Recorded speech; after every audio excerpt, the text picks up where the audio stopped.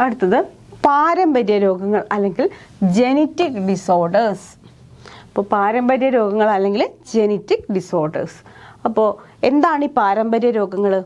പാരമ്പര്യ രോഗങ്ങൾ എന്ന് വെച്ചാൽ നമുക്ക് പരമ്പരാഗതമായിട്ട് കൈമാറി കിട്ടുന്ന അസുഖങ്ങൾ, അല്ലെങ്കിൽ നമ്മുടെ ശരീരത്തിൽ എന്താ പറയുക, ശരിക്കും പറഞ്ഞാൽ നമ്മളുടെ ശരീരത്തിൻ്റെ ഒരു ഭാഗമായിട്ട്, അല്ലെങ്കിൽ നമ്മൾ ജനിക്കുമ്പോഴേ നമ്മളുടെ കൂടെ വരുന്ന ചില അസുഖങ്ങൾ, അതാണ് എന്ത് പാരമ്പര്യ രോഗങ്ങൾ അല്ലെങ്കിൽ ജെനറ്റിക് ഡിസോർഡേഴ്സ് എന്ന് പറയുന്നത്.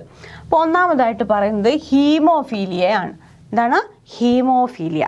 രക്തം കട്ട പിടിക്കാതെ ചെറിയ മുറിവിൽ നിന്ന് പോലും അമിത രക്തനഷ്ടം ഉണ്ടാകുന്നു. അപ്പോൾ ഹീമോഫീലിയ എന്ന് വെച്ചാൽ എന്താണ്?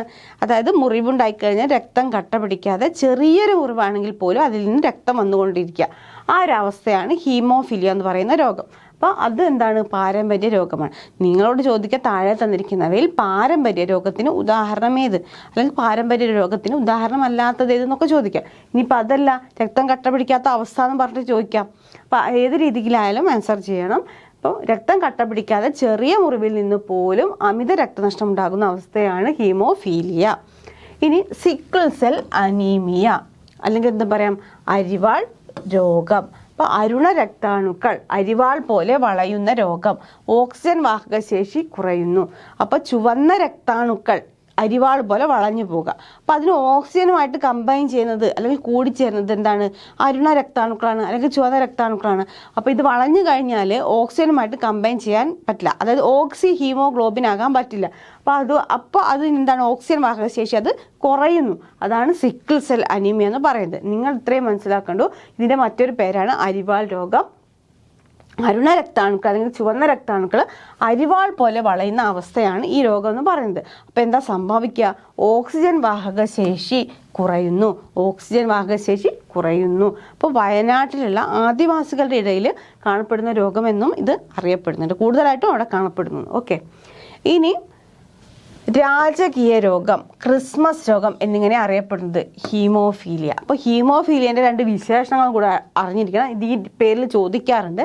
രാജകീയ രോഗം എന്നറിയപ്പെടുന്നത് ഏത്? അപ്പോൾ LGSനൊക്കെ ഇങ്ങനെയുള്ള ക്വസ്റ്റ്യൻസ് എപ്പോഴും ചോദിക്കുന്നതാണ്.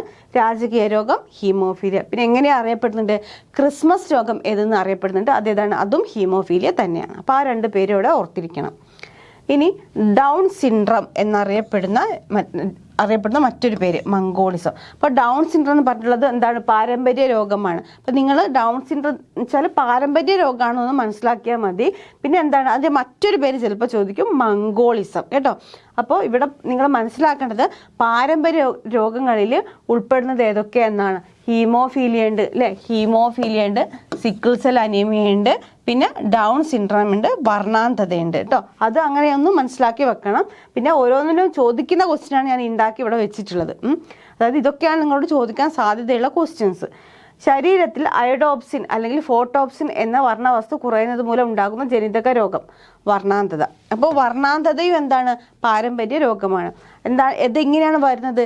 ശരീരത്തിൽ അയഡോപ്സിൻ ആ ഡോപ്സിൻ ആണ്, ഡോ ആണ് വരേണ്ടത് കേട്ടോ. വോയിസ് ടൈപ്പ് ആകുമ്പോൾ തെറ്റുന്നതാണ്. അയഡോപ്സിൻ അല്ലെങ്കിൽ ഫോട്ടോപ്സിൻ എന്ന വർണ്ണവസ്തു കുറയുന്നത് കൊണ്ടാണ് എന്ത് വരുന്നത്? വർണ്ണാന്തത പറയുന്ന രോഗം ഉണ്ടാകുന്നത്. അപ്പോൾ ശരീരത്തിൽ അയഡോപ്സിൻ അല്ലെങ്കിൽ ഫോട്ടോപ്സിൻ, ആ വർണ്ണവസ്തുവിൻ്റെ പേര് പഠിച്ചു വെക്കണേ. അയഡോപ്സിൻ അല്ലെങ്കിൽ ഫോട്ടോപ്സിൻ എന്ന വർണ്ണവസ്തു കുറയുന്നത് മൂലം ഉണ്ടാകുന്നതാണ് എന്ത്? വർണ്ണാന്തത എന്താണ്?